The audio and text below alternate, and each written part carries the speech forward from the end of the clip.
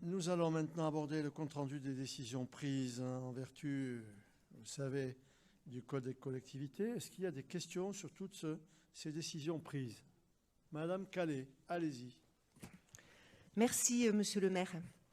Donc, au point 16, nous avons exactement la même question que lors du dernier conseil municipal pour l'association LALEF, qui donc propose des consultations psychologiques gratuites à des personnes en situation de précarité et qui intervient auprès des professionnels concernés par ces problématiques.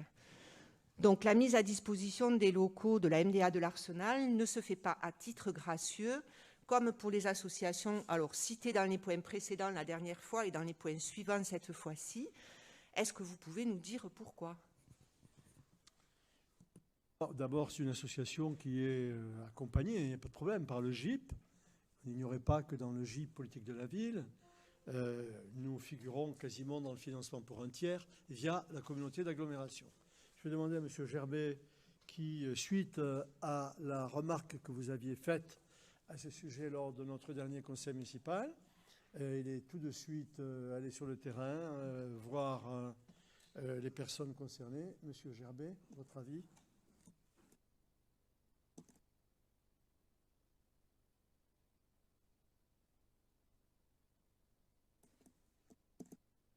Vraiment, il s'agit d'un énorme malentendu. Les personnes en situation de précarité qui arrivent à l'association LALEF le sont principalement adressées par des travailleurs sociaux, notamment les travailleurs sociaux du CCAS et des maisons départementales de la solidarité. Et en aucune manière, les consultations pour ces personnes-là sont payantes. C'est un dispositif, c'est une association qui est très ancienne, qui existe depuis très longtemps, qui est financée effectivement dans le cadre de la politique de la ville et par le conseil départemental, mais en aucune façon, les personnes en situation de précarité s'acquittent de cette consultation. Ça, je peux l'affirmer. Alors non. Les personnes en situation de précarité qui sont... Alors d'ailleurs, ça ne... Pour l'ALEF, il n'y a pas que sont ces des personnes vos personnes, effectivement, ne payent pas, mais il y a d'autres personnes qui payent. Alors, qui paye? Parce que dans le public... Le plus simple, demain, je les rappelle, oui, et je vous appelle dans la foulée. Oui, demain, à 9 h, vous allez avoir une réponse précise. Oui. Moi, on m'a dit qu'on ne payait pas, on ne payait pas. J'ai été vérifié. Mais la question, de toute façon, c'est aussi celle de comment accompagner. Alors, évidemment, bien évidemment, monsieur le maire, vous dites qu'ils sont accompagnés d'une certaine façon. Et là, je remercie de toute façon madame Doubrère, qui le soutient depuis très longtemps et qui a très vite compris la nécessité d'amener ces publics vers un dispositif de santé mentale. Ceci dit, voilà, d'un côté, on les soutient et d'un côté, alors peut-être faut-il une participation, mais 200 € par mois pour une association qui œuvre à ça, moi ça me paraît un peu, voilà, ça nous interroge. Et ils interviennent aussi à Vic et ils interviennent aussi à Lourdes, hein, voilà, dans les mêmes circonstances.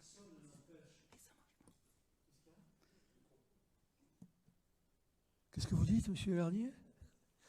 Personne n'empêche cette association, que d'ailleurs je ne connais pas. Les responsables ne sont jamais venus me voir, jamais. Je ne les connais pas. Personne n'empêche cette association, si elle considère que 200 € par mois, c'est trop cher au sein de la maison d'association, de trouver des locaux dans le privé à de meilleures conditions. Ceci étant, on va de nouveau se pencher sur le sujet. Si, ça serait bien d'ailleurs qu'ils viennent voir le maire et s'expliquer avec l'adjoint chargé de l'association. Ce serait la moindre des choses quand même. Ils ne sont jamais venus, je ne les ai jamais vus. Voilà, vous leur transmettrez le message. Merci beaucoup. Vas-y. Oui, merci monsieur le maire. Oui, également, et je pourrais vous la montrer, il y a une convention qui dit bien qu'il y a des gens qui payent. La convention, je vous la ferai parvenir également. Allez, ok, on ne va pas passer notre soirée là-dessus.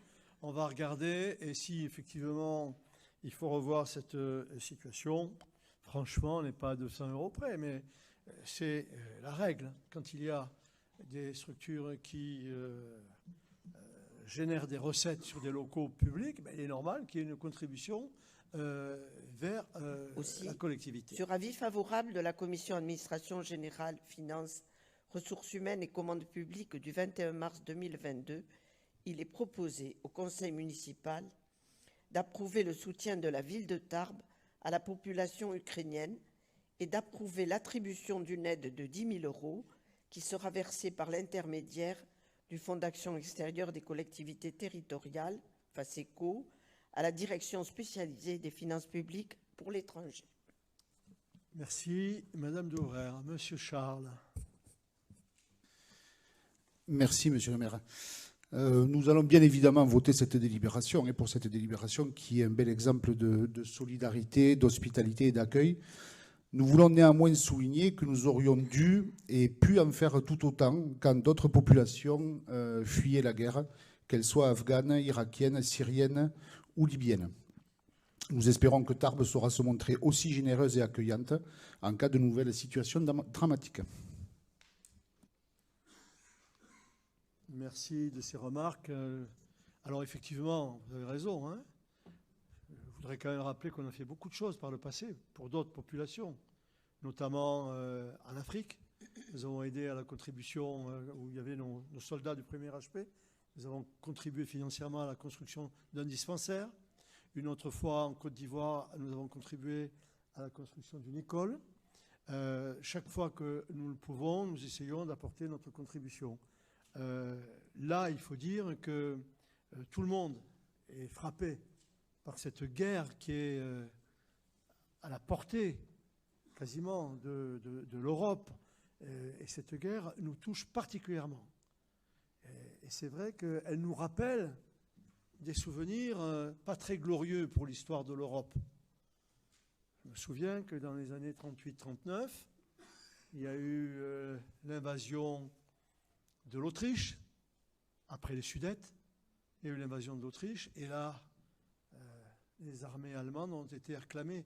Tout le monde les a accueillis, applaudis, et je pense que M. Poutine devait penser qu'il se passerait la même chose en Ukraine. Et malheureusement, ce n'est pas le cas. Il y a une vraie guerre avec énormément de victimes, avec des villes entières qui sont rasées, etc. Et alors, vous avez raison, cela nous touche particulièrement parce que c'est près de chez nous.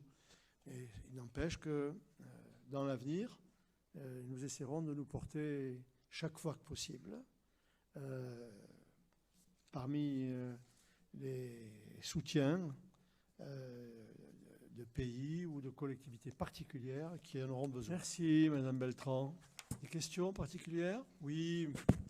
Section cycliste, vous allez me parler de ça? Oui. Merci, Monsieur le maire. Non, juste pour avoir quand même quelques éléments de compréhension sur la subvention exceptionnelle pour des tenues pour la section cycliste. Voilà, on n'a pas très bien compris. Donc, c'est dans la politique vie associative et monde combattant. Voilà, c'est un peu... Et pour l'atelier thérapeutique, on imagine que ce jeune Tarbais est peut-être résident d'un établissement médico-social du coup des Landes, puisque c'est une association landaise qui demande une subvention. Voilà, c'était les deux questions qu'on se posait.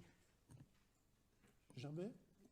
Oui, donc c'est simplement une demande d'appui financier.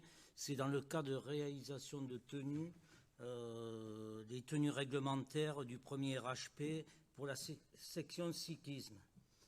Il faut savoir quand même que vous avez sur Tarbes, avec les deux régiments, 900 militaires. Donc c'est des familles qui consomment à Tarbes, qui vont dans les écoles à Tarbes. Donc je me voyais mal refuser cette subvention. C'est des gens qui apportent quelque chose à la ville. Mais on peut rappeler qu'il y a quelques conseils municipaux, nous avons apporté une contribution bien plus importante, 5 ou 6 000 euros, je crois, 5 ou 6 000 euros, pour le renouvellement des tenues d'apparat de la fanfare du premier HP. Donc, nous avons avec le premier HP une relation avec le 35e aussi, de partenariat qui fait que, bon, il nous est difficile, franchement, je vous le dis, quand on est sollicité, de dire non. Parce que nous, quand on fait appel à eux, ils ne nous disent jamais non. Jamais non. Bien. Voilà. D'autres questions? Monsieur Charles. Oui, non, j'avais simplement une question de méthode, et puis on en a déjà parlé dans les commissions et d'autres élus ont fait la même remarque, c'est que quelquefois il y a des délibérations comme celle-ci qui passent dans plusieurs commissions en même temps. Et quand elles arrivent souvent à la commission finance, elles ont déjà été débattues dans d'autres commissions, et donc ça fait qu'on ne sait pas très bien comment se positionner quelquefois, et ça arrive sur d'autres délibérations. Donc c'était simplement voir si on pouvait regarder ça. Et oui, mais c'est vrai, vous avez raison. Je prends un exemple, vous pouvez avoir des demandes de soutien qui passent par la commission des sports ou commission de la culture qui donne un accord. Ensuite, ça va inévitablement, quand il y a mouvement de fonds, ça va inévitablement vers les finances, ce qui fait qu'il y a effectivement 2 commissions qui interviennent. Je reconnais, mais je pense que c'est le meilleur moyen pour que les commissaires de chaque commission, culture, sport, comme je viens de dire, ou social, etc., soient informés de ce qui se passe. Madame Calais, spécialiste du vélo.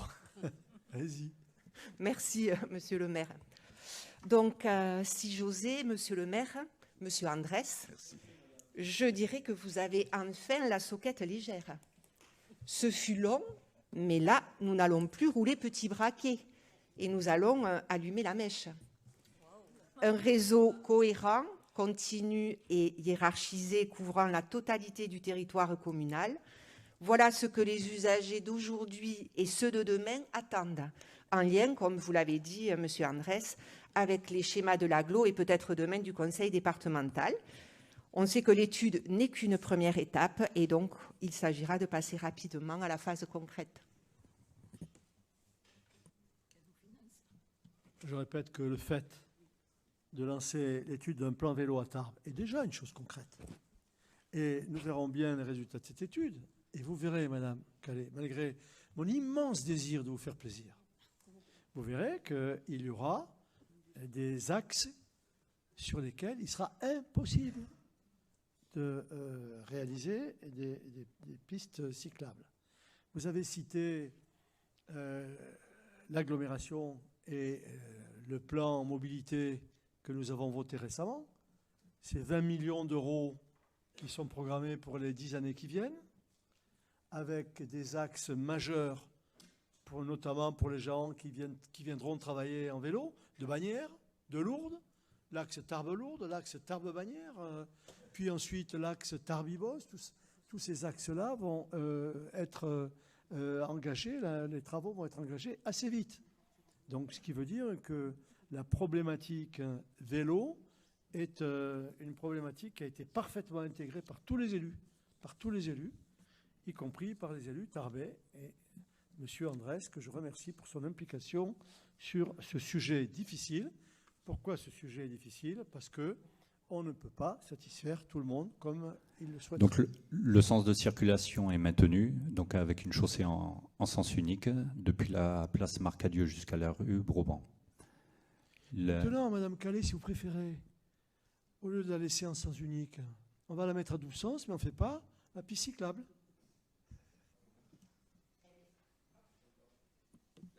Elle est bidirectionnelle, elle est déjà pratiquement, sur cette partie-là, elle est déjà existante, même si ce n'est pas marqué. Et donc oui, ce n'est pas nécessaire de faire un double sens là. Ça ne vous plaît pas que ce soit bidirectionnel? Monsieur le maire, ne me faites pas dire ce que je n'ai pas fait. En plus, je ne représente pas l'alpha et l'oméga du vélo à Tarbes. Hein. Pour moi, vous êtes la cycliste par excellence. Je vous ai vu à l'œuvre. Bon. Oui. Merci, Monsieur Andrès. Avez-vous des questions, chers collègues? Madame Calais, je vous en prie. Merci, monsieur le maire. Le micro. Il est branché. Merci, monsieur le maire. Les objectifs affichés de la politique de stationnement peuvent être partagés, notamment celui de faire reculer la place de la voiture dans l'espace public, mais leur mise en œuvre nous semble complexe, peu lisible et précipitée. L'extension des zones de stationnement payant, les modifications tarifaires avec la disparition de fait de l'heure gratuite interviendront avant que l'on ait pu proposer aux habitants et aux pendulaires des solutions alternatives. Enfin, si la création d'un tarif résident pour la zone déjà payante est un progrès, nous nous interrogeons sur le coût non négligeable de l'abonnement pour les aides à domicile, dans le contexte que nous connaissons, alors que les professionnels de santé bénéficient de la gratuité. Tout cela aurait pu opportunément faire l'objet d'un débat citoyen. Y a-t-il d'autres questions sur ce sujet? M. Andrés, tu veux répondre? Sinon, je vais dire à Mme Calais et à l'ensemble de nos collègues ce que j'ai déjà dit à plusieurs reprises, il y a plusieurs mois. Nous sommes dans un contexte financier qui fait que nos charges de fonctionnement augmentent et nos recettes n'augmentent pas. Et donc, inévitablement, souvenez-vous, j'ai parlé d'effet de ciseaux, la dépense qui excède la recette génère des résultats négatifs. Et j'avais dit à l'époque, nous n'augmenterons pas les impôts. Donc, autrement dit, on ne va pas faire appel aux contribuables, on va faire appel aux citoyens en fonction des services qui sont mis à sa disposition. Et ces services, c'est en premier lieu le stationnement, c'est aussi l'utilisation du domaine public, c'est l'utilisation de services que la collectivité met à disposition, et certains ne seront pas augmentés, je pense notamment aux crèches, etc. Mais nous sommes contraints aujourd'hui de revoir notre politique tarifaire. Nous ne sommes pas les seuls d'ailleurs. Monsieur, je pense que vous n'avez pas bien lu le rapport peut-être, mais il y a un paragraphe que je voudrais vous rappeler, c'est celui-ci. La valeur faciale de l'heure gratuite offerte par la ville est de 1,60 € en zone rouge et 1,20 € en zone verte. Ce sont plus d'1 million de tickets gratuits qui sont délivrés chaque année, contre à peine 310 700 tickets payants. Cela nous amène bien évidemment à réfléchir à la question. Je pense très sincèrement, et je fais amende honorable, qu'à l'époque, quand on a décidé de mettre une heure gratuite, on n'a pas imaginé qu'il y aurait demain 1 million de tickets gratuits qui seraient utilisés chaque année. Vous pouvez calculer 1 million de tickets gratuits à 1,20 € minimum ou 1 €, ça fait plus d'1 million de recettes. Par ailleurs, nous avons eu aussi, et le rapporteur l'a dit il y a un instant, nous avons eu des remarques fréquentes de commerçants qui nous disaient « bon, c'est bien l'heure gratuite, mais souvent, on a des clients qui viennent parce qu'ils ont pris un PV, parce que ce n'était pas assez l'heure gratuite. » Bon, ben, écoutez, on va réfléchir, on va augmenter d'un quart d'heure et ça coûtera que 40 centimes. Au lieu, le PV, il est combien, Marc? 30 € actuellement, il va être baissé à 25. Donc voilà un peu les motivations qui nous ont amenés à réfléchir à tout cela. Vous avez pu noter, et vous le verrez également dans l'avenir, qu'il y a d'autres augmentations de tarifs qu'on sera amené à faire. On a voté il n'y a pas longtemps l'évaluation du coût de l'utilisation du domaine public, par les terrasses, etc. Nous sommes contraints aujourd'hui de revoir un peu tout cela. Voilà pourquoi cette délibération qui paraît un peu complexe, vous avez raison, Madame Calais, à mettre en œuvre, je souhaite que vous puissiez l'accompagner compte tenu de ce que je viens de dire. Monsieur Charles. Oui, merci, monsieur le maire. Je vous souhaite bien du courage quand même pour faire ce que vient de faire monsieur Andrés, c'est-à-dire expliquer à l'ensemble des Tarbais que l'heure gratuite va être payante. Non, franchement, alors, on va pas jouer sur les mots, mais là, actuellement, on arrive à l'eurodateur, on met pas d'argent dedans, donc ça s'appelle gratuit, et on a 1 heure. Prochainement, ça ne sera plus le cas. Il faudra mettre de l'argent pour avoir 1 heure gratuite. Hein. On est d'accord? D'accord.